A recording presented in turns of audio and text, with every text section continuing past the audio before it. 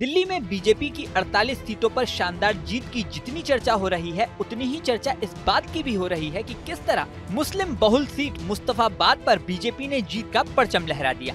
इस सीट पर जीतने वाले बीजेपी कैंडिडेट मोहन सिंह बिष्ट की सोशल मीडिया पर भी खूब चर्चा हो रही है। तो चलिए आपको बताते हैं कि कौन है मोहन सिंह बिष्ट, कैसे उन्होंने मुस्लिम बहुल सीट मुस्तफाबाद पर जीत दर्ज की। बिष्ट उत्तराखंड के अल्मोड़ा के रहने वाले हैं और 1976 में वो दिल्ली आ गए। दिल्ली आते ही वो जनसंघ से जुड़ गए। 1992 में वो आरएसएस से जुड़े और फिर बीजेपी से। 1998 में पहली बार दिल्ली की करावल नगर विधानसभा सीट से बीजेपी के टिकट पर वो चुनाव में उतरे। यहाँ उन्होंने शानदार जीत दर्ज की। उन्होंने लगातार 1998, साल 2003, साल 2008, साल 2023 और साल 2020 में करावल नगर सीट से जीत दर्ज की। सिर्फ साल 2015 में वो इस सीट से हारे। मोहन सिंह बिष्ट इस बार चुनाव में पहली बार मुस्तफाबाद सीट से चुनाव में उतरे थे। इस सीट पर करीब 40% मुस्लिम वोटर्स हैं। इसी सीट पर ऑल इंडिया मजलिस ए इत्तेहादुल मुस्लिमीन यानी AIMIM ने 2020 के दिल्ली दंगों के आरोपी ताहिर हुसैन को चुनाव में उतारा था। खुद असदुद्दीन ओवैसी ने आकर ताहिर हुसैन के लिए चुनाव प्रचार किया था। आम आदमी पार्टी ने अदील अहमद खान को इस सीट से उम्मीदवार बनाया था।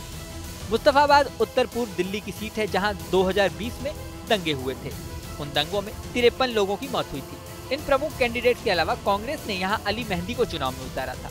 चुनाव परिणाम की बात करें तो मोहन बिष्ट को चुनाव में 85,215 वोट मिले। आम आदमी पार्टी के अदील अहमद को 67,637 वोट मिले।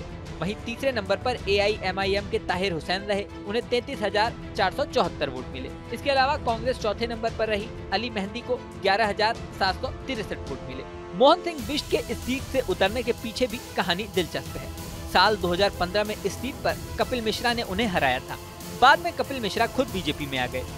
बीजेपी के आंतरिक सर्वे में ये संकेत मिला था कि करावल नगर के मतदाता कपिल मिश्रा की हिंदुत्व वाली छवि को ज्यादा पसंद करते हैं, जिसकी वजह से बिष्ट को पार्टी द्वारा दूसरी सीट पर भेजा गया।